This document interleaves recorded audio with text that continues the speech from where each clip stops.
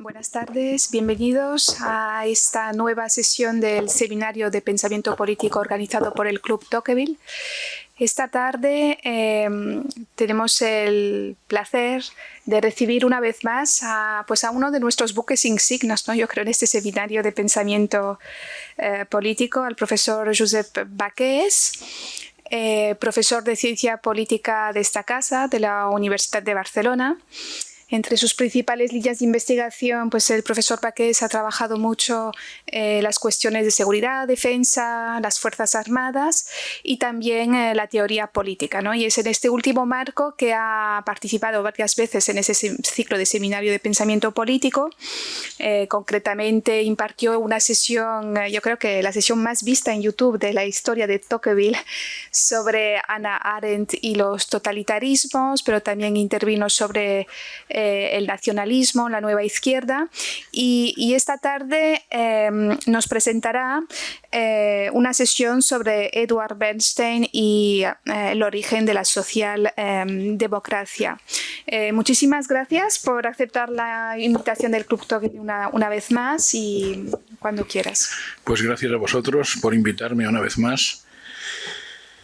Y espero que lo vea mucha gente online, porque lo que es presencialmente lo va a ver poca gente. Pero bueno, así empezamos con cierta distensión y tiene que ser el tono. En efecto, el título tampoco sé cuál es. Era algo así como el nacimiento de la socialdemocracia en Alemania o los orígenes de la socialdemocracia en Alemania. Sí, pero podría ser, está bien, podría ser el nacimiento de la socialdemocracia, punto.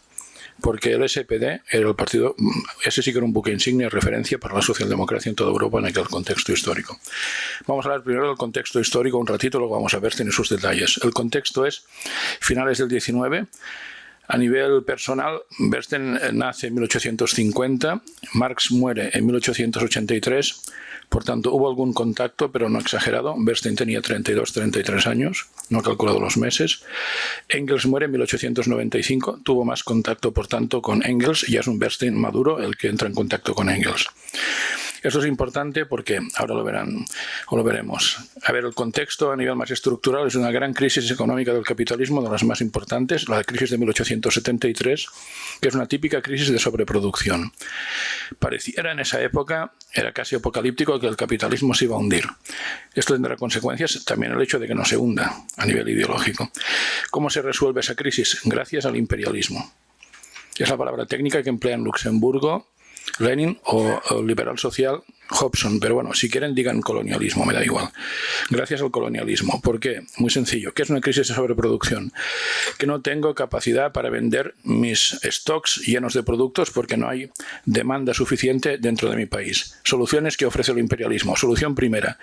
Materias primas más baratas, a barato costes. Puedo vender más barato. Por tanto, igual así sí que puedo vender. Al final era más barato el carbón de Sudáfrica que el carbón de Gales. El transporte marítimo siempre es bastante económico. Segundo tema importante, los países, digamos, menos desarrollados o en vías de desarrollo tienen siempre una élite con capacidad económica que puede comprar lo que no vende en Liverpool. Digo Liverpool porque el modelo era el británico entonces. Tercera cuestión importante, un obrero de Liverpool o de Manchester que esté en el paro lo puedo recolocar como capataz o pequeño propietario en Kenia, en la India, en Sudáfrica o en Australia. Por tanto, el imperialismo resuelve el tema. Entonces, ¿qué ocurre? Pues Marx tenía muchas esperanzas en que el capitalismo cayera. De hecho, saben que el marxismo es una teleología. O sea, Marx no sabe la fecha, pero tiene claro que el capitalismo va a caer por contradicciones internas. Esto es importante. Habrá que ir dando constantemente marcha atrás y adelante, Marx-Bernstein. Para entender a Bernstein hay que entender a Marx. Haré alguna pequeña salida marxista para entender a Bernstein. Es fundamental. Entonces, de hecho, Marx, mi teoría, mi interpretación, cuando sea literal lo diré, es que Engels se desmelena una vez Marx muere y muy rápidamente, por cierto. No es tanto como un alter ego, me explico. Marx muere, dicho, en 1883. En 1884, Engels publica un artículo corto de los que se escriben la tarde anterior, en el que dice que gracias o debido al imperialismo, la clase obrera ha pasado a ser la extrema a la izquierda de la burguesía. de la burguesía. Son los burgueses protestones, pero burgueses en definitiva. O sea, Engels empieza a ver que esto de que se caiga el marxismo por causas estructurales va a ser complicado. Hay una segunda obra de Bernstein que es muy interesante para ratificar esto. En 1886 escribe un libro titulado El origen de la familia, la propiedad privada y el Estado. En este libro, en su día, me sorprendió cuando yo leía estos temas a los 18 o 20 años. Luego he visto que tiene un interés brutal, porque aquí Bernstein, una vez más, ve que la parte estructural capitalista es bastante sólida. Entonces, ¿qué hace? Atacar la superestructura del capitalismo. La institución fundamental es la familia tradicional. Ataca a la familia tradicional. Es decir, hombre, mujer y los hijos que nazcan de ese matrimonio. Ataca eso. ¿Cómo lo ataca? Pues busca documentación de antropólogos de la época. Algunos no han pasado la historia, la mayoría, pero es igual. Había una cierta documentación y busca sociedades primitivas en las que el modelo de organización social no fuera la familia tradicional. La lógica es, como el capitalismo probablemente no se caiga por motivos económicos, vamos a atacar sus cimientos morales. A ver si así se cae. Y ese es un programa que la izquierda lo mantiene a día de hoy o incluso lo acelera. Bueno, Bernstein, por ejemplo, allí, es un libro muy divertido porque al principio dice, he encontrado, según el antropólogo X, no son conocidos la mayoría hoy en día, pues un lugar en el mundo en que había promiscuidad. Pero él se da cuenta y hacia la página 50 dice, no, lo llamaremos matrimonio por grupos. Sí, porque había un tic conservador en el marxismo para estos temas bastante acusado. Pero claro, ahí Engels reconoce que en un matrimonio por grupos no se sabe quién es el padre, lo cual es estupendo para un marxista, porque no se puede transmitir la herencia de padres a hijos. Se carga la sociedad patriarcal, estupendo.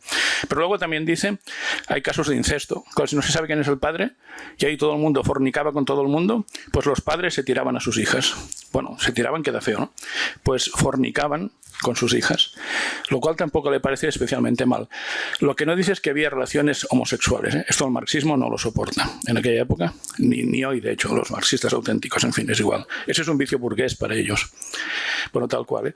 Pero sí, era un matrimonio por grupos, era una cosa que deshacía los fundamentos de la sociedad burguesa y, por tanto, capitalista. Y eso lo avala con ejemplos históricos. Pero Engels mete la patita en algún momento, en varios, pues luego dice, literalmente, él dice, esas sociedades eran salvajes y bárbaras. Dice literalmente, salvajes y bárbaras. No lo digo yo, lo dice Engels, perdón. Pero lo que voy, había un cierto halo en el marxismo, los marxistas, empezando por Engels, de que el capitalismo no se va a caer por causas económicas, hay que atacar de otras maneras diferentes. Contribuye a este estado de ánimo el hecho de que Marx se vio que en vida suya, cuando observaba que había una revolución, pensaba que era la buena. 1848, la buena para llevar al comunismo a la sociedad, pero fracasa. 1870, la Comuna de París, fracasa. Soluciones de Marx, escribir un libro enfadado, buscando culpables de por qué la historia no le da la razón. Los libros son 1852, 18 Brumario. 1871, la Guerra Civil en Francia. Culpables habituales, la pequeña burguesía y el campesinado. Y esto es Marx. Pero claro, ¿qué es lo importante? De que hay que tomar nota. De que Marx estaba nervioso, y los marxistas más que él, porque la historia no le daba la razón. Con lo cual, a lo que voy, Bernstein escribe en una época de revisionismos del marxismo. El marxismo revisado por los marxistas. Una revisión es un cambio en profundidad, no es un retoque. Porque detectan que algo no funciona en la profecía, la teleología de Marx, por los motivos que he comentado. Entonces hay varios revisionismos. De hecho, a veces se habla del de Lenin, pero Lenin, en el fondo, a nivel de conceptos, es un marxista muy íntegro. Su herejía es algo más coyuntural. Su herejía es que aplica la revolución al país inadecuado, porque la Rusia zarista, a ojos de Marx, era un país demasiado campesino, poco industrializado, con poca clase obrera y, por tanto, inhábil para una revolución de este tipo. Esto tiene un matiz en la última versión del Manifiesto Comunista en lengua rusa.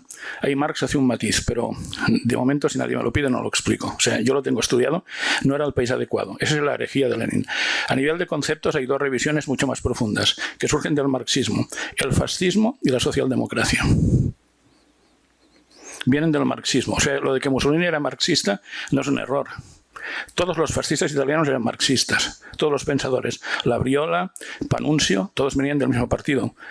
Cuando cuelgan a Mussolini en el año 45 de una gasolinera en Milán, los que están colgando son él y varios ex-marxistas. Todos eran marxistas en su origen, todos. Esta es una revisión del marxismo, la otra es la socialdemócrata. Claro, las dos acaban siendo anticomunistas, claro. Sí, sí. ¿El fascismo es anticomunista? Sí. ¿La socialdemocracia es anticomunista? Sí. Ambos brutalmente. De hecho, históricamente es tal cual, porque si se fijan, y estoy terminando la parte de contexto, pero era importante para entender a Bernstein, insisto, tras la Primera Guerra Mundial sabrán que el mundo bolchevique intenta que la revolución se extienda a toda Europa occidental. Hay soviets en muchos países de Europa. En Hungría el protagonista es un tal Bela Kun, un activista hoy desconocido. En Italia pues hay consejos. Soviet significa asamblea, ¿eh? Es igual, asamblea, soviet o consejo. Consejos en las fábricas de automóviles de Milán y Turín. En Alemania hay soviets, por ejemplo en Baviera, Hitler es miembro de un soviet. Jura lealtad a la Unión Soviética, Hitler. En la primavera del año 19. Libro de referencia para aprender esto. Thomas Weber, de Adolf a Hitler, 2018. Thomas Weber, no Max, es actual. Thomas Weber, de Adolf a Hitler, 2018. Hitler estuvo en un soviet que juró lealtad a la URSS y además no estaba por casualidad. Fue un cargo electo por la Asamblea de Trabajadores y Soldados de ese soviet. Y lo aceptó. Primavera del 19. Pero claro, en Italia los consejos, ¿por quién son reprimidos? Por los fascistas. ¿Quién reprime el comunismo en Italia? Mussolini. ¿Quién reprime el comunismo en Alemania? La socialdemocracia. ¿En manos de quién muere Luxemburgo? ¿En manos de quién muere Liebknecht? En manos de la socialdemocracia. Tal cual. Es muy interesante. Bueno, entonces vamos a Bernstein, vamos a los tecnicismos. ¿Qué aporta Bernstein a todo esto? Bueno, para situarlo, Bernstein tiene una obra importante que escribe en 1899, que es esta. El título tendría que haber sido De las premisas del socialismo a las tareas de la socialdemocracia, insisto, de las premisas del socialismo a las tareas de la socialdemocracia, pero se ha traducido al castellano como El socialismo evolucionista, este libro. El 80% de lo que digo a partir de ahora está aquí. El 20% restante está en una obra compilada por Joaquín Avellán, titulada El socialismo democrático, que son conferencias recogidas de 15-20 páginas y algún artículo corto que complementa el texto que yo comentaré. Entonces, ¿qué aporta Bernstein? ¿Qué es la socialdemocracia, en definitiva? La gran pregunta es ¿de dónde sale? Es una revisión del marxista de carácter profundamente anticomunista, como el fascismo. ¿De dónde surge? Bueno, ¿y por qué? ¿Qué argumenta Bernstein? Vamos a por ello. Bueno, Bernstein cuestiona los fundamentos del marxismo. Por ejemplo, cuestiona la teoría de la plusvalía. Esto es muy importante. Si yo preguntara aquí qué es plusvalía, dirían beneficio, suspendidos. Sobre beneficio, que es muy diferente. Vamos a ver qué es la plusvalía. Recordaré los ejemplos que yo leía leyendo El Capital de Marx cuando iba a cuarto de la ESO, segundo de BUP. Entonces, no recuerdo las cifras exactas y el concepto.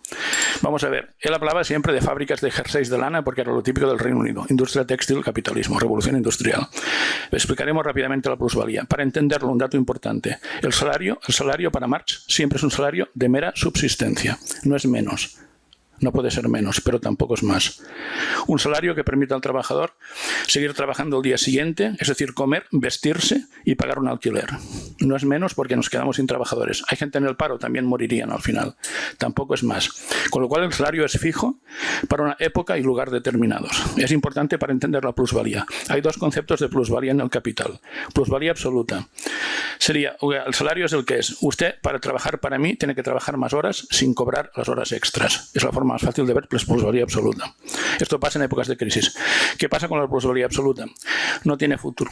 No tiene futuro porque, claro, yo puedo decir que un tipo trabaje 10 horas en vez de 8, 12 en vez de 10, 14 en vez de 12, ya es mucho, 16 en vez de 14, se me muere.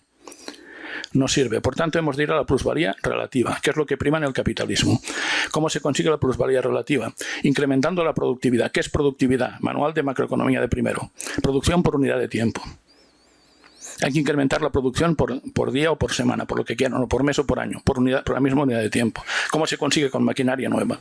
Esa es la plusvalía propia del capitalismo. Entonces, la plusvalía marxista sería lo siguiente, un ejemplo rápido. Imaginen que una fábrica fabrica un jersey de lana al día. ¿Qué me gasto? ¿Cómo se calcula el precio del jersey? Dice Marx en el Capital. Me gasto, por ejemplo, 10 euros o 10 libras sería 10 libras en lana, materia prima. 10 en la energía necesaria para producirlo. Llevo 20. Y 10 en un salario que es fijo. Llevo 30. El jersey se vende a 30 y Marx admite que sobre esos 30, lo admite, el empresario que echa sus horas en la oficina cobre pues las horas que echa en la oficina. Eso lo admite. Eso no es plusvalía. Es un beneficio legítimo. ¿Cómo se consigue la plusvalía? Vamos al ejemplo. Imagínense que gracias a meter maquinaria fabrico 3 jerseys al día. Eso es lo que dice Marx. Igual dice 5, no recuerdo el detalle, hace 40 años que lo leí. Pero bueno, el concepto es este. Entonces, si fabrico 3 al día, se venden los 3 a 30 cada uno, 90. Gastos. Multiplico por 3 la lana. Sí, 30 de gasto en lana. Multiplico por 3 la energía. O por 2. Ya, pero tengo que amortizar la maquinaria. Por tanto, 30 en energía y maquinaria. Pero tengo que meter 30 de salario. No, salario son 10. Es un salario de subsistencia. La plusvalía son los 20 de diferencia entre la subsistencia del salario 10 y los 30 que yo calculo de salario no pagado al trabajador cuando vendo el jersey. Esto es la plusvalía. Para Marx esto es sinónimo de explotación. Si me cargo esta teoría, me cargo el concepto de explotación marxista. Y Bernstein se carga esto. Poca broma. ¿Cómo se lo carga? Bueno, Bernstein era muy puñetero porque aquí hay profusión de datos. Iba siempre, hoy es usual, entonces no, con profusión de datos. Marx trabajaba en la abstracción siempre. Era racionalista en la abstracción. Bernstein, datos, datos, datos. Entonces él dice... A ver, lo que ocurre, dice Bernstein, es que yo veo empresas muy grandes en Alemania que, por tanto, por ser grandes, pueden incorporar más maquinaria, conseguir más plusvalía relativa, productividad, y sin embargo, los salarios no son de subsistencia, están por encima del nivel de subsistencia. Y en cambio, dice, veo empresas pequeñitas con poca capacidad para meter productividad y plusvalía relativa, que los trabajos están pagados con salario que casi no llega a la subsistencia. Por tanto, no me cuadra la teoría de Marx. Se está cargando un concepto nuclear del marxismo. Ya, pero esto es, no diré que lo de menos, que es muy importante, pero es la primera parte de la crítica. Bernstein prosigue con más conceptos. A ver, además de la plusvalía, hay 2 cosas más que él trabaja del marxismo. Por ejemplo, tengo que ir dando siempre una vuelta al marxismo de Marx a Bernstein constantemente para entendernos. Marx pensaba que el capitalismo se hundiría por un proceso de concentración de capitales creciente. Con lo cual, y habría una polarización también creciente de clases. La tesis de Marx, dicho muy didácticamente, es que cada vez habría menos ricos, pero serían más ricos, cada vez habría más pobres, que serían más pobres. Se entiende, menos cantidad de ricos, pero más ricos, más cantidad de pobres y más pobres. Con otras palabras, habría una proletarización de la clase media. Marx sabía, aunque no era sociólogo exactamente, pero es de sentido común, que la clase media es el colchón social que aguanta esto. Si hay clase media, el señor que está pidiendo caridad en la Plaza Urquinaona, aunque cree o sabe o sospecha que hay gente que tiene 3 jets privados y 2 yates, no los ve. No es tan ofensivo. Y el que tiene 3 jets y 2 yates, pues ese tipo, aunque sospecha o sabe que alguien se muere no de hambre, o sí, en Plaza Urquinaona, no lo ve. Y por tanto, es un colchón que impide que vea la realidad. Cuando desaparezca la clase media, reventará todo esto, porque cada cual verá, digamos, a contraluz lo mal o lo demasiado bien, digamos así, que está el otro. Bueno, entonces Bernstein argumenta con profusión de datos que la clase media no va a desaparecer, que la burguesía, es la palabra que se empleaba, no va a desaparecer, al contrario. Bernstein admite que, por ejemplo, en ciertos sectores como la agricultura en Alemania, los ejemplos son de Alemania porque él es de allí, es de Berlín. La agricultura, la gran agricultura de terratenientes se ha comido, dice, pues a muchas pequeñas explotaciones agropecuarias, ganadería también. Eso lo admite, pero dice, aparecen nuevos tipos de clase media. Pone 3 ejemplos Bernstein. Están aquí, documentadísimo. Son ejemplos de la época con muchos datos. Alguno funciona y alguno ya no, pero él sigue pensando que hay otros tipos de clase media, nos diría hoy. Él dice que hay una gran cantidad de trabajadores asalariados en Alemania que, además de un salario, son accionistas de empresas. En Alemania y Reino Unido. Pone ejemplos también británicos. Aquí pone, por ejemplo, que del canal de Manchester habría 40.000 asalariados con acciones. En la compañía de Clipton, 74.262, qué detalle, trabajadores asalariados con acciones.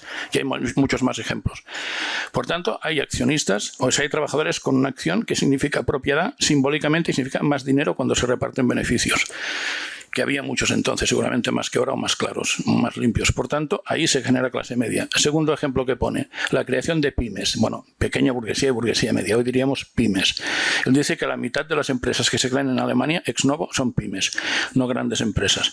Tercer argumento, que se parece al segundo, pero es diferente, dice, de los nuevos contratos de salario, una parte muy importante, más de la mitad, quizás 60%, son contratos creados por pymes, no por grandes empresas, por pymes. Esto sigue siendo así en la actualidad. Por tanto, plantea que la clase media no va a desaparecer. Y si no desaparece, no desaparecerá el capitalismo. Con datos está diciendo los marxistas. Él siempre se proclamó marxista, pero fue un caballo de Troya.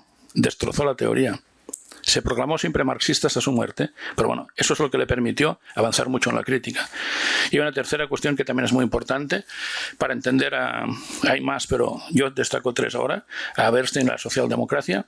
Marx pensaba que una de estas crisis económicas cíclicas del capitalismo sería fatal, que sería definitiva. Bernstein cree que no es así tampoco, o sea, lo desmiente todo. Jugaré con las manitas, aunque aquí hay un dibujo, pero es igual. Es pequeño esta página. Lo explicaré jugando con las manitas. Marx pensaba que si la economía crece, llegamos a un punto máximo de demanda agregada keynesiana o PIB o riqueza, luego desciende, ¿estamos de acuerdo? Marx pensaba que uno de estos descensos sería definitivo, el batacazo final.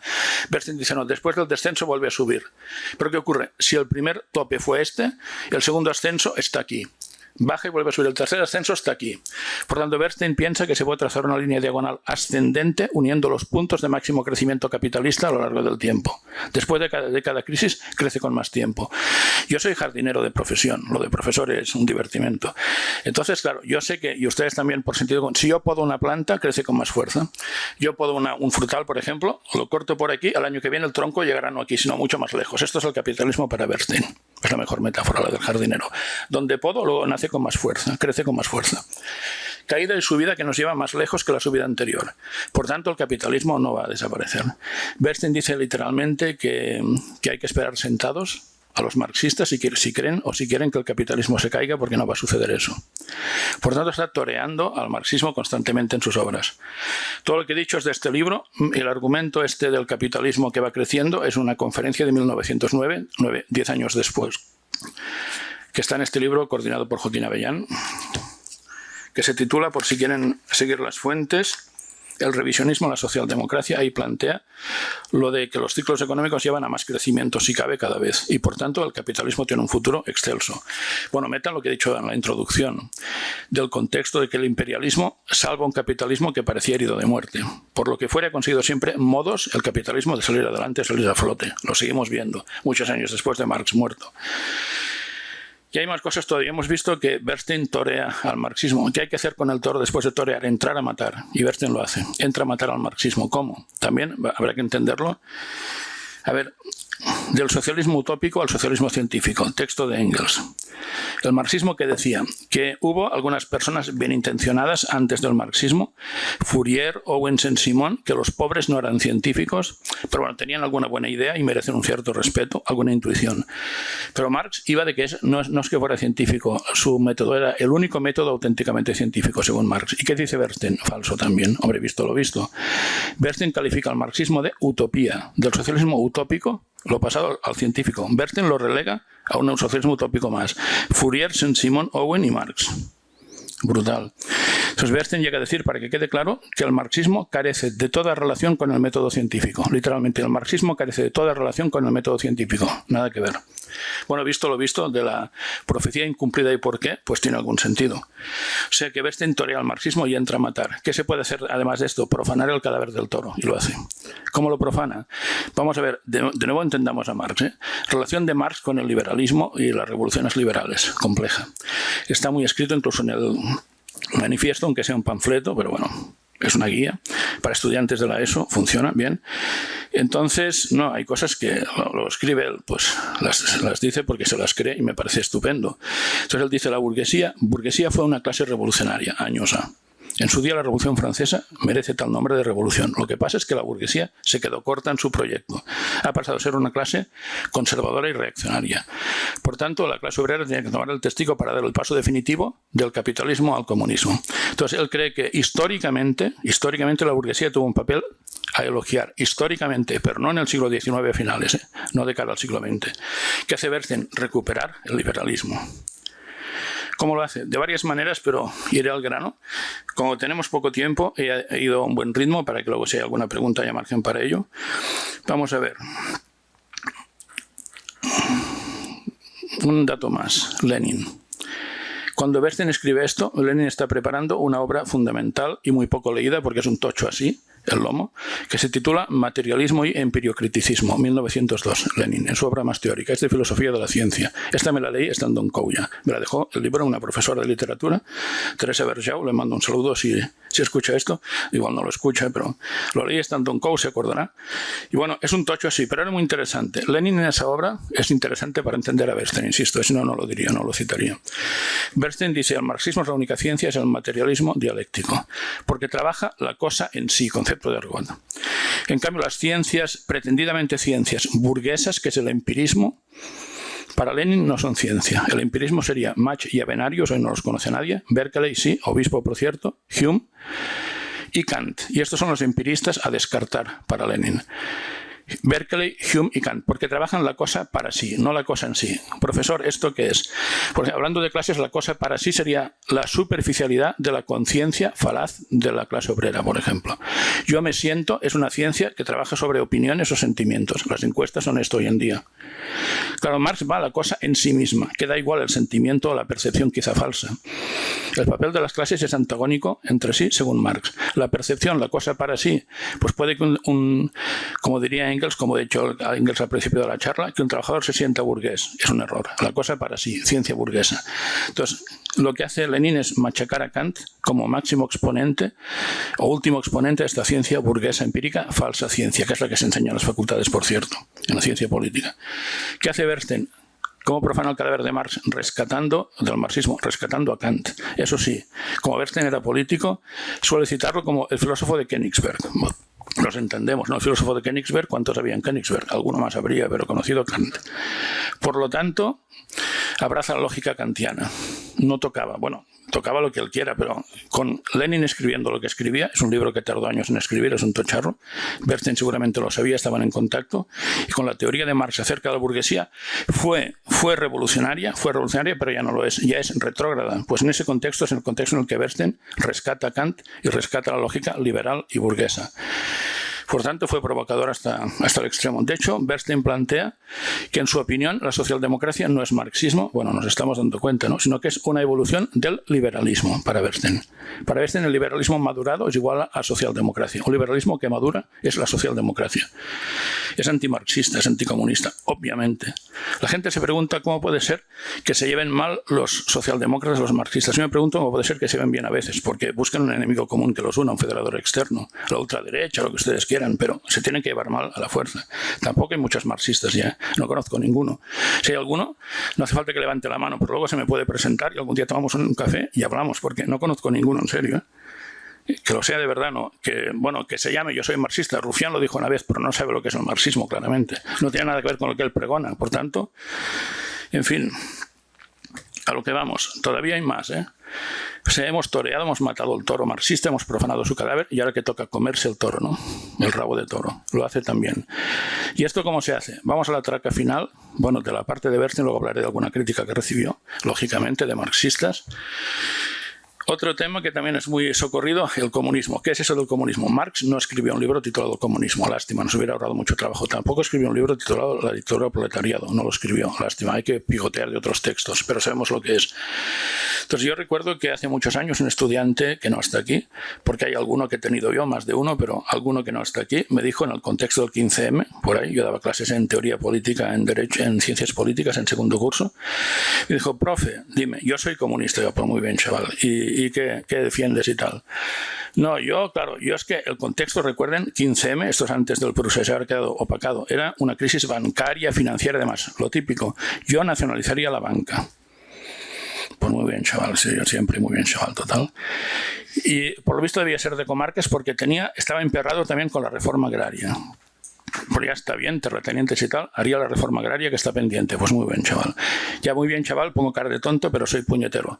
Le pregunté, pero a todo esto, comunista, ¿tú quieres heredar la casa de tu padre y de tu madre? Hombre, por supuesto, porque no soy capitalista.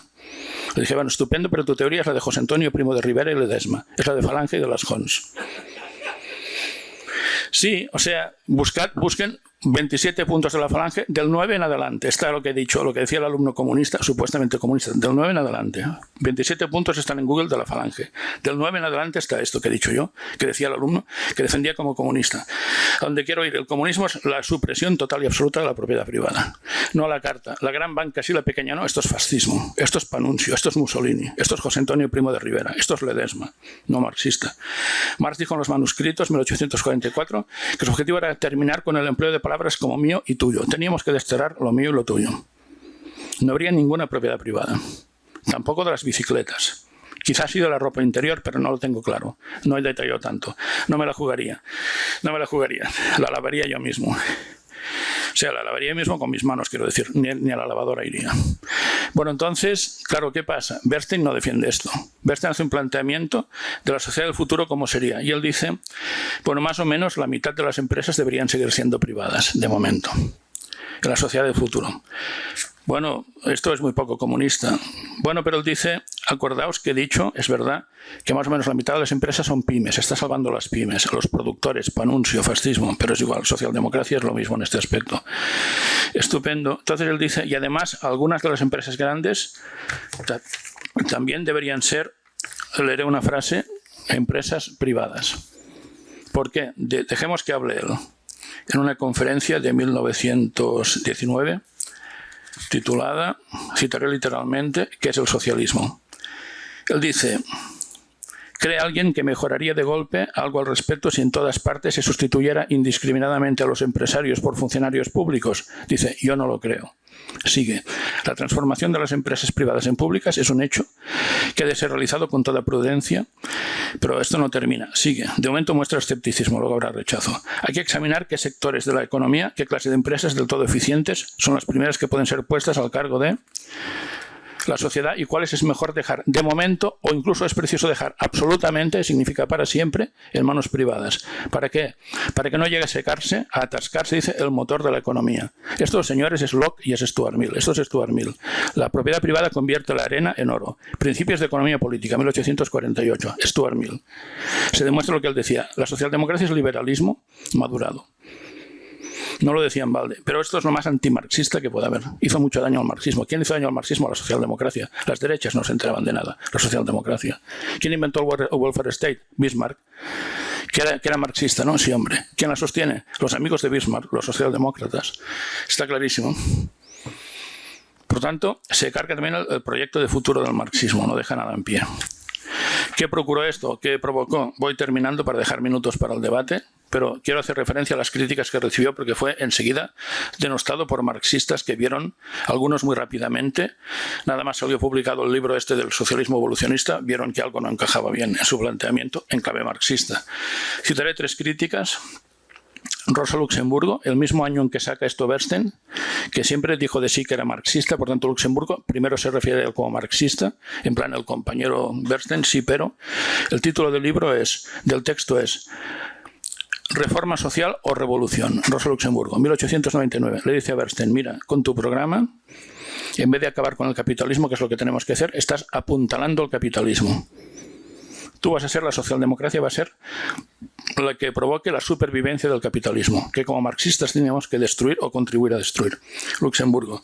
En el mismo año, 1899, Karl Kautsky, en un libro titulado La doctrina socialista, Kautsky era el teórico del grupo, era el filósofo del grupo. Kautsky plantea allí, bueno, la crítica es más técnica, tiene que ver con lo que he dicho antes de la cosa en sí, la cosa para sí. Kautsky era más cercano a Lenin en este punto teórico. Kautsky dice, claro, Bernstein no defiende el materialismo dialéctico, claro. Bernstein vuelve al método empírico. Además de citar a Kant, cita profusamente a Adam Smith aquí. También Adam Smith. Está citado profusamente a Adam Smith. Casi nada. Bernstein, socialdemocracia. Kant y Adam Smith, pues es el liberalismo. Bueno, el alemán o el británico, pero siempre el liberalismo. Y la crítica más dura quizás sea la de Lenin en su obra El Estado de la Revolución, 1917. Bueno, Lenin, cómo trabaja al final de estos, cita a Luxemburgo y a Kautsky, y además pone también por su cuenta algún argumento más. Lenin plantea que en el fondo la socialdemocracia es la que traiciona al socialismo. No quiere decir comunismo, pero en 1917 no se distingue todavía socialismo y comunismo. Eso es a partir de 1920, con las 21 condiciones del propio Lenin. Socialismo quería decir comunismo. Recuerdo que el partido bolchevique se llamaba Partido Socialdemócrata. Recuerdo que el PSOE era un partido bolchevique en la Segunda República. Por lo tanto, no se distinguía tanto. Él plantea que la socialdemocracia es la que traiciona al socialismo, léase al comunismo. Y además es verdad. Da igual lo que opinamos de la sociedad perfecta, es verdad que lo traiciona. La puntilla se la dará Stalin años después a la socialdemocracia en general, porque Stalin califica la socialdemocracia como fascismo, como socialfascistas. ¿Qué es un socialdemócrata para Stalin? Un tipo de fascista, un socialfascista. Literalmente, la palabra es de Stalin, no mía. Yo la recojo. Yo soy el mensajero. Me pueden matar, pero soy el mensajero. Por tanto, la ruptura en la izquierda, bueno, izquierda por decir algo, porque claro, a ojos de Marx esto no es izquierda. Esto es derecha y punto, y de la peor especie, a ojos de Marx. Habrán quedado muchas cosas. Bueno, yo he sido rápido para que haya debate porque me han dicho un par de preguntas. Así dejamos margen para que haya 3 o 4, ¿no? Bueno, muchísimas gracias, profesor Baqués. Vamos efectivamente a abrir ahora un turno de palabras.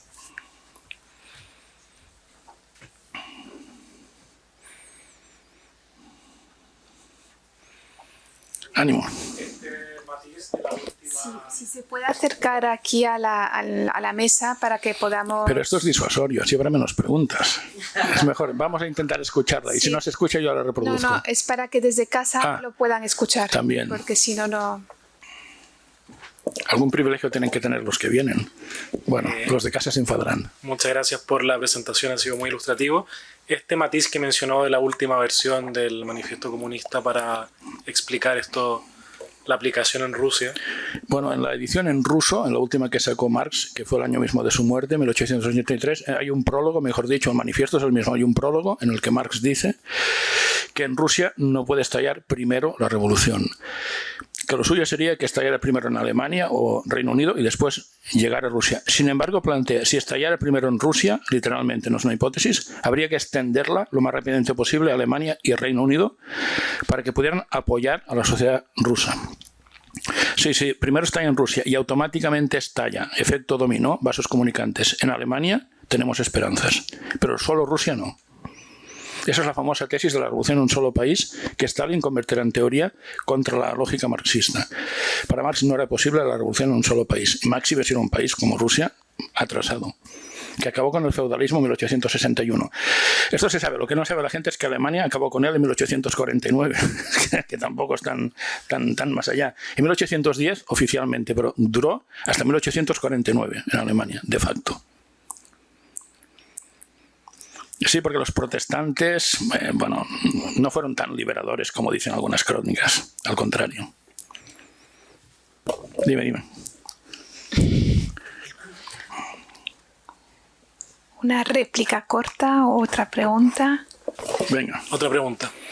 ¿La socialdemocracia hoy en día sigue pensando en los mismos términos de Bernstein o...? Sí, pero con matices. Sí, es muy interesante, no lo he comentado, pero tiene una explicación rápida, fácil, interesante. La socialdemocracia se debate entre Bernstein y Kautsky. Kautsky es ese que decía que eres poco materialista, la doctrina socialista, hasta la Segunda Guerra Mundial y un poco después, en Alemania y en Francia. En 1959, en Alemania, programa de Bad Godesberg, la socialdemocracia se decanta definitivamente por Bernstein y reniega del marxismo. Reniega formalmente, explícitamente del marxismo. En España eso se hace con Felipe González en el 79, no en Suresnes. Felipe pronuncia la famosa frase en un congreso: o el marxismo o yo, elegid. Dicen el marxismo. Antes del verano van a la playa, vuelven en septiembre más bronceados, dicen no, te elegimos a ti y dejamos el marxismo. Es la historia del PSOE. Pero en todo caso hay un matiz. La gente cree que lo del woke es de izquierdas. Y sobre todo en círculos católicos mal informados creen que es marxismo, ¿no? Es lo más antimarxista, esto es de derechas a matar lo del woke. Es la fórmula que tienen las derechas para sostener el capitalismo.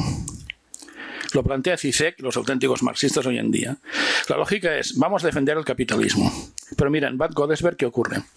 Ahí dicen los marxistas, ex-marxistas, abandonamos el marxismo y abrazamos, dicen literalmente, el capitalismo, el libre mercado, la propiedad privada.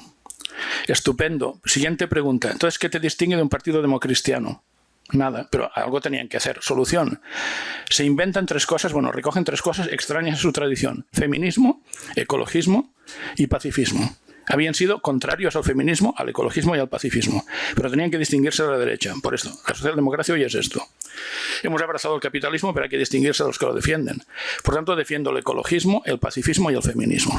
O el woke al final. ¿Pero quién montó el woke? Ellos no, las derechas.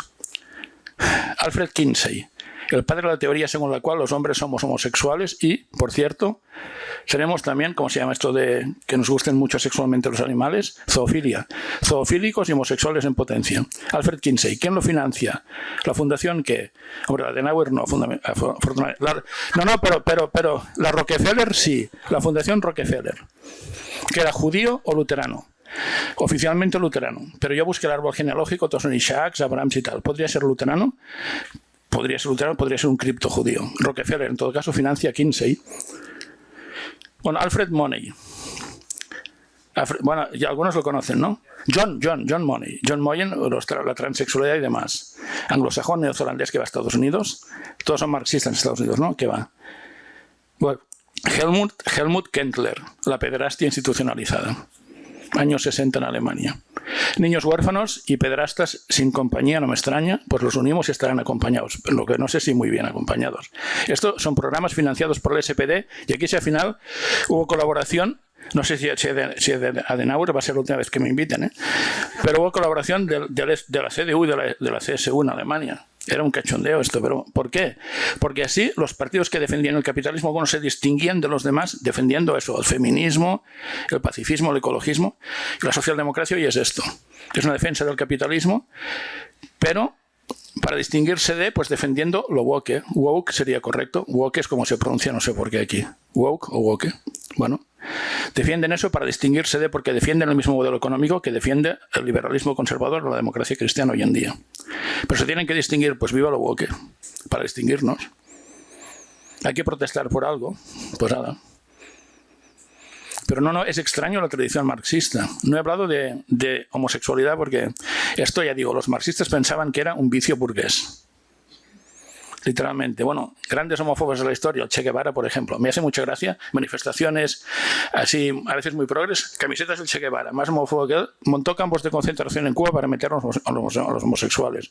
Bernstein que decía que eran anormales. Hay un texto por ahí que se titula La anormalidad de la homosexualidad, Bernstein. Pero claro, él dice, son anormales porque vulneran todas las convenciones sociales y demás, pero no hay que pegarles ni hay que meterlos en la cárcel. ¿Por qué lo dice? Porque los marxistas los metían en la cárcel. También en eso es antimarxista. Yo pregunto a mis alumnos, ¿dónde estaban los homosexuales en la Unión Soviética? ¿Dónde estaban? Se quedan así, estaban en la cárcel o en el Gulag. Estaban en el Gulag. Y en Cuba en campos de concentración montados por el Che Guevara. Bernstein solo dice que son anormales, es lo más suave que podía decir. Son anormales. Pero porque vulneran las convenciones sociales, pero no hay que meterlos en la cárcel, no hay que pegarles. Estupendo. Lógico, ¿no? La alternativa, ¿cuál era? El Gulag. Si la alternativa era esa, pues claro, Bernstein, verán en Wikipedia, Bernstein es algo así como, no sé, algo así como, muestran ya una primera cierta sensibilidad a favor del movimiento gay. Sí, claro, porque son anormales, pero tampoco hay que meterlos en la cárcel. Sus correligionarios marxistas los metían en la cárcel, donde mandaban en la Unión Soviética y en Cuba. La historia es esta. No hay mucho más. ¿Qué queda de más? No hay más. Es una ideología que defiende el capitalismo, pero no tan bien como los auténticos defensores del mismo, los liberal conservadores.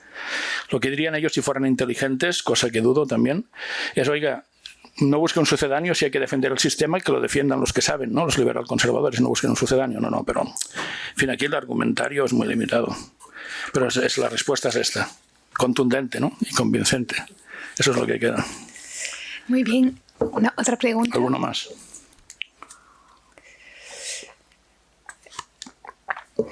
Bueno, otro día montamos una mesa redonda.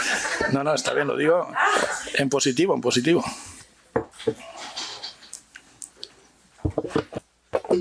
Bueno, muchas gracias por las respuestas. Quería saber si es que en Latinoamérica o Sudamérica ha habido realmente socialdemocracia en estos términos.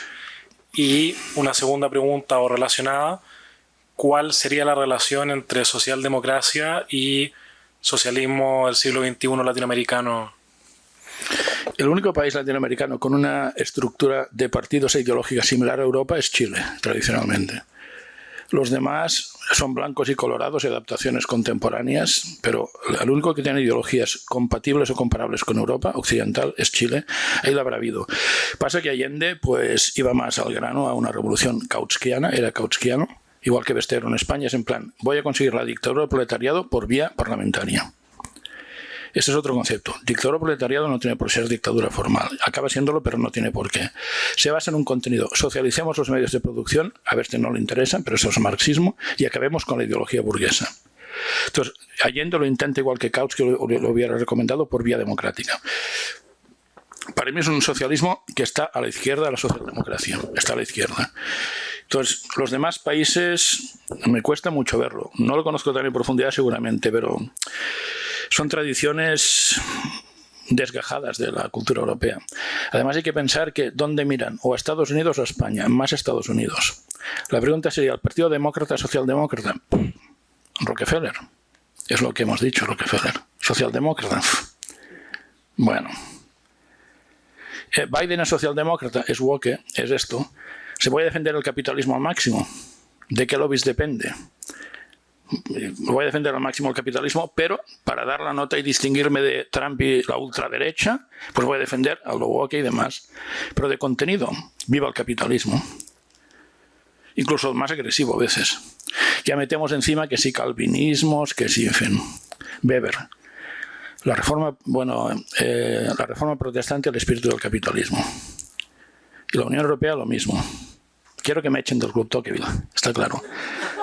Tiene un tic calvinista brutal. Es ese celo por regularlo todo, asfixiantemente. Eso es Calvino. Y luego Rousseau, pero es Calvino. Todo reguladísimo. Eso es un tic calvinista que permanece presente o está presente más que nunca en la Unión Europea. Hay que regularlo todo. ¿Cuántas veces al minuto va a respirar usted? No, habrá un reglamento que dirá no se puede respirar más de X veces por minuto, porque al inhalar no, pero al exhalar está contaminando el ambiente. Esto es calvinismo. Esto es Ginebra, la Ginebra de Calvino.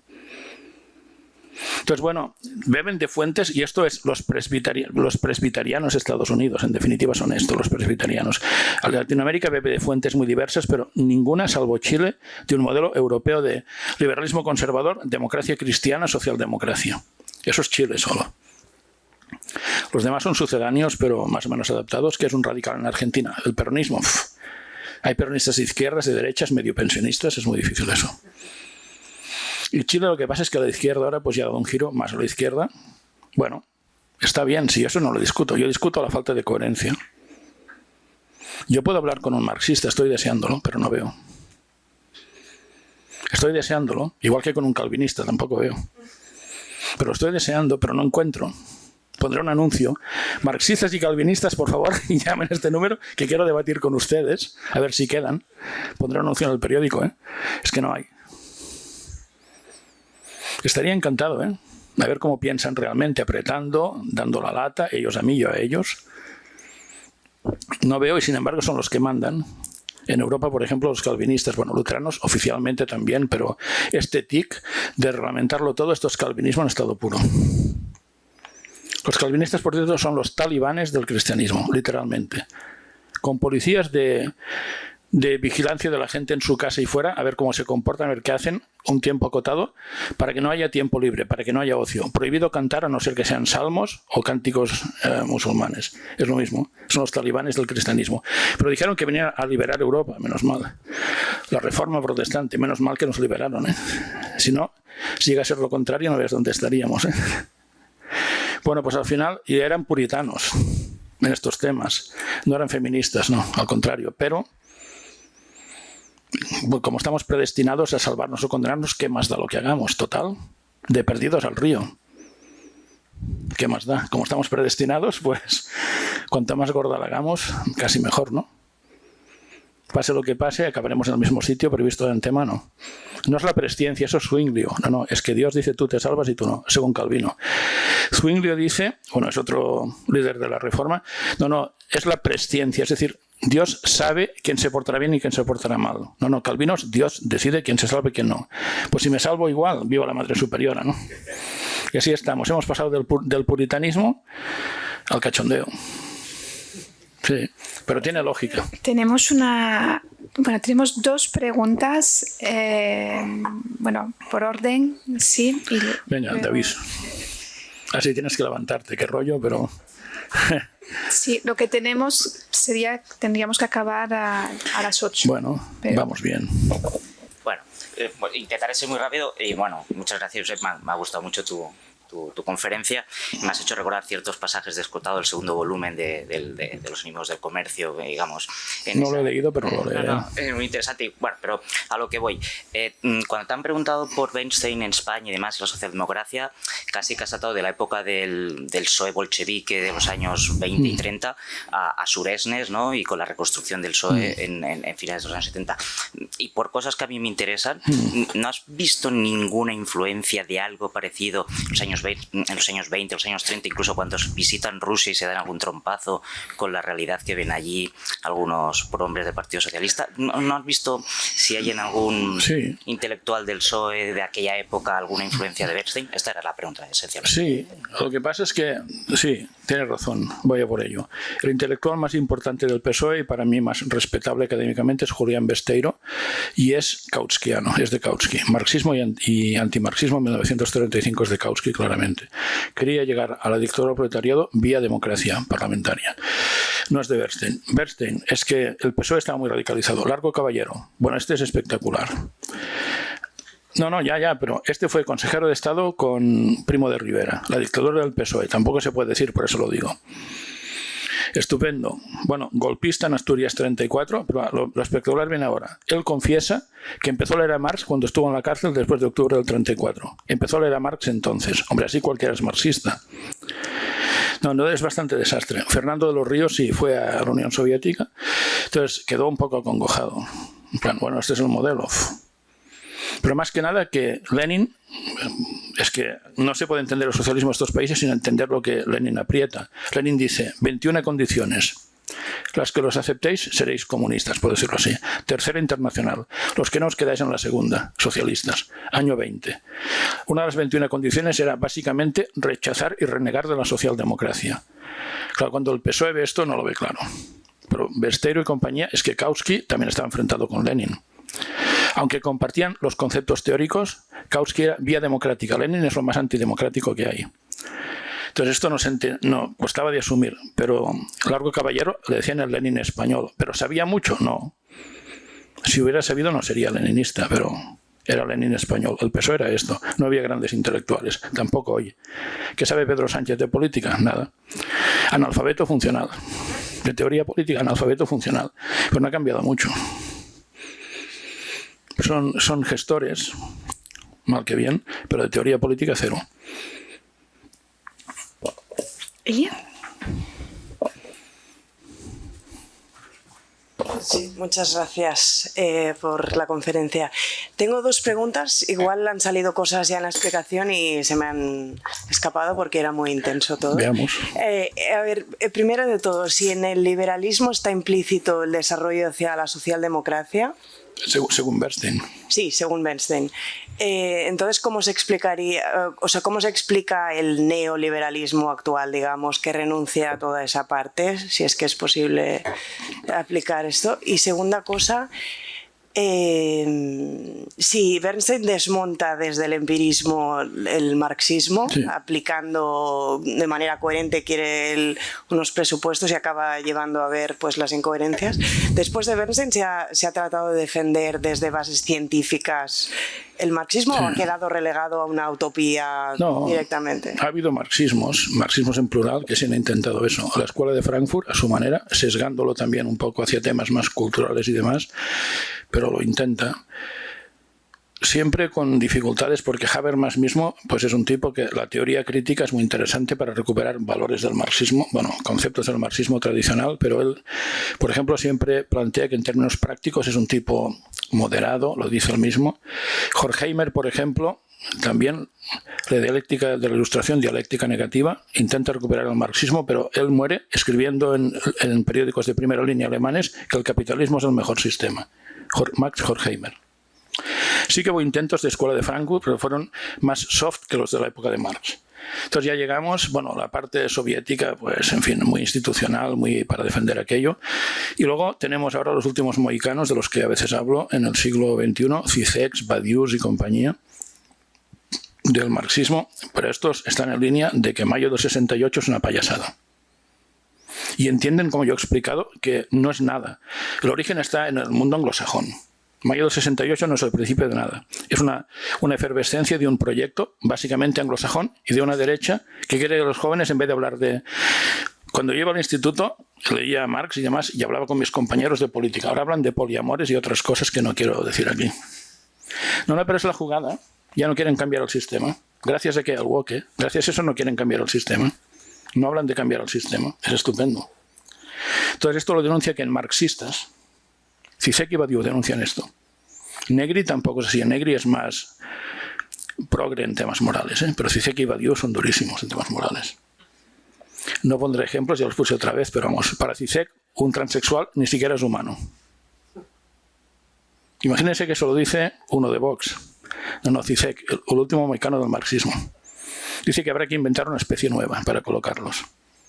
Zizek, sí, conversaciones con Daly, 2009. Sí, el marxismo ha seguido generando producto. Y luego está el marxismo analítico, que bueno, los marxistas más de la línea dura consideran que no son auténticamente marxistas, pero tienen cosas muy interesantes. Pero claro, también es un marxismo analítico que es socialismo de mercado. Se estrella la Unión Soviética porque no atendieron las señales del mercado. Hombre, cuando es viva el mercado, ya estamos, ¿eh? El marxismo ha fracasado a nivel teórico y práctico. Es una ruina. Por eso no hay marxistas, no es casualidad. ¿Dónde están? Insisto, si alguien lo es, quedamos y tomamos un café y discutimos, porque o hacemos un webinar, me da igual, que se grabe, me da igual. A él no sé, al otro no sé. Pero no hay más. Sí, ha habido esas tentativas y hay varios nombres propios que llegan hasta hoy mismo y lo que te rondaré ahí. Pero ellos ven, es que mire, hay un texto que es brutal para entender la crisis, que es Después de la caída, un libro coordinado por Robin Blackburn, 1993. Después de la caída se refiere a la caída de la URSS, ¿eh? Eso demuestra el estado de ánimo de la izquierda, sea más marxista o menos. Una catástrofe, la caída de la URSS. Hoy todo el día la denosta, no la denostaban, ¿eh? Era el modelo. Y se nota en ese libro. Es una especie de depresión colectiva. Había marxistas soviéticos de Europa Central, franceses, alemanes, españoles ninguno, porque como no saben, ¿para qué van a escribir, no? Pero había de todo y todos en plan, se nos ha hundido el modelo. Ahora no, es inconfesable, está escrito, señores, está escrito. El papel todo lo aguanta. Esta izquierda creía en la Unión Soviética, después de Stalin, sí. Creían en ella. Cuando se les hunde, la última esperanza se desvaneció. Pero llega hasta el año 93, después de la caída. Robin Blackburn, editor. Son 8, 10, 12 quizá capítulos. Al final, ¿quiénes son la izquierda socialdemócrata? Liberales, ahora voy al neoliberalismo. Liberales sociales, keynesianos. Pero ellos dicen, es imposible el keynesianismo en un solo país, como el comunismo en un solo país. El argumento de Marx con el keynesianismo. Si todos fuéramos keynesianos, si somos nosotros solos, no, nos hundimos. Somos poco eficientes. Han buscado alternativas liberal sociales. Bueno, primero, igual Bernstein no tenía razón en cuanto que el liberalismo moderado da socialdemocracia, igual no tenía razón. Dicho lo cual, el neoliberalismo no es el liberalismo tampoco. Vayamos a Locke. Es que explicaría Locke yo, pero es que Locke no tiene nada de neoliberal. Locke, por ejemplo, cuando pone las condiciones a la propiedad privada como derecho natural, una es que no haya monopolios. Locke es lo más anti-Bill Gates que puede haber en el mundo sin conocer a Bill Gates. El ideal de Locke es muchos pequeños propietarios, que todo el mundo sea pequeño propietario. No neoliberalismo en el sentido en que se emplea ahora. Bueno, Adam Smith lo mismo. La gente piensa que Adam Smith es, un talibán de libre mercado. Smith creía en la educación pública, a su manera. Tendría que explicarlo con más tiempo, pero creía en la educación pública. Creía en una inversión pública tremenda en economía. Adam Smith, ¿qué es el neoliberalismo? Seguramente es una cosa a nivel teórico muy rara y muy poco conectada con el liberalismo tradicional. Ni Smith ni Locke, los clásicos, no iban por ahí. Bueno, ya no digamos ya el catolicismo, que es otra cosa, nada que ver. Nada. Entonces, yo sé que luego hay cosas, yo digo raras. Hay estudiantes, conozco alguno que creo que no está presente, que dice que es católico y es un ultraliberal. Digo, pero tú, no sé, ¿dónde has visto eso, no? ¿Eso dónde sale? ¿Porque queda esta deriva rara? que no casa con los textos sagrados, ni casa con la... No solo somos textos sagrados, eso sería Lutero y Calvino. No casa con la doctrina de la Iglesia de 2000 años de historia, no casa. No hay manera. Pero es una doctrina neoliberal que no cuadra con el liberalismo político tradicional. Ni Locke, ni Adam Smith, ni Tocqueville, mucho menos. Bueno, Tocqueville tiene más tics en esta dirección, pero también tiene muchos matices. O sea, la parte liberal conservadora no es neolib. Ya la liberal social auténtica, de tronco no marxista, con Stuart Mill, Hobson y compañía, Green, lo mismo. Son cosas diferentes y el bicho raro a nivel conceptual es el neoliberalismo. No tiene, es como una planta o una flor sin tronco. No, es que no viene de Locke. Bueno, sí, Macpherson, el individualismo posesivo, muy discutible lo que plantea. Kant un poco más, quizá, pero tampoco era un teórico de la economía política. Sí, tenía algún tic más liberal en economía Kant, pero no era un teórico de la economía política. Entonces hay que picotear mucho con el bisturí. Lo raro es el neoliberalismo. Sí, sí. Hombre, en clave calvinista clásica sí que cuadra. Pero vuelvo a Calvino, que no tocaba hoy. Un día tenemos que hablar de Calvino. No, ahí sí que cuadra por Max Weber. La doctrina protestante, la reforma protestante y el espíritu del capitalismo. Es la doctrina de predestinación que nos dice, bueno, Dios elige quienes se salven y quienes no, va predeterminado, pero si tú tienes éxito en economía, significa que es un indicio de que te vas a salvar. Entonces la gente en plan, como quería salvarse, pues esto daría pie a un liberalismo extremo de sálvese quien pueda, nunca mejor dicho, sálvese quien pueda. Entonces, sí, pero eso, Calvino era liberal, pero si era totalitario, ¿qué va a ser liberal Calvino? Era lo más totalitario que hay. Calvino, Ginebra en esa época. He dicho antes, no se pueden hacer fiestas, no se podía cantar, no había tiempo para el ocio, no había teatro. Eso es el calvinismo. Pues bueno, es complejo, pero es liberal en economía, induce, según Weber, al liberalismo, pero en sí Calvino es lo más antiliberal que hay. Quedamos emplazados a una sesión posterior sobre John Locke y Calvino. Dos sesiones. Sí, bueno, Locke es un protestante un poco rarito, ¿eh? No creía en la Santísima Trinidad, pero bueno. Muy bien, tenemos que acabar. Quisiera dar las gracias al profesor Baqués una vez más, ¿no? por impartir esta sesión, esta conferencia, que de hecho la publicaremos de forma casi inmediata porque ya está escrita y se publicará bajo forma de paper del Club Tocqueville. El paper puede ser interesante porque recoge las cosas que he dicho, pero citando fuentes y demás. También veréis lo que dice Bernstein del imperialismo. Mejor no lo explico, pero recojo una fuente directa, mejor no lo cuento. En plan, tenían derechos los pueblos, estos pobres desgraciados, pero los pueblos civilizados tenemos más derechos todavía. Yo creo que si Bernstein estuviera en Estados Unidos, estatuas las tirarían al suelo como las de Colón. Colón y Bernstein, todos al suelo.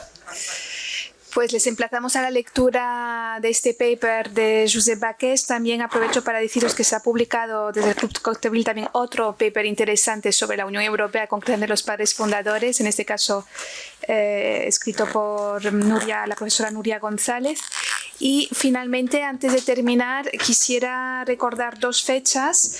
La primera, para los que estén en Madrid, el 13 de junio se realiza la clausura del Seminario de Pensamiento Político, en este caso el ponente será Fernando Vallespín, catedrático de Teoría Política de la Universidad Autónoma de Madrid, que pronunciará una conferencia sobre gobierno, diplomacia y poder en Maquiavelo, ¿no? Que también es prometedor. Y aquí en Barcelona la clausura del Seminario de Pensamiento Político será el día 20 de junio y en este caso pues recibiremos al escritor Enrique García Míquez, que pronunciará una conferencia sobre la política en Chesterton. Por lo tanto, esperamos veros todos el 13 o el junio o en ambas fechas con el Club Tocqueville. Recordad también el patrocinio de la Fundación Konrad Adenauer, gracias a la cual pues, podemos celebrar este seminario. Muchísimas gracias y buenas tardes.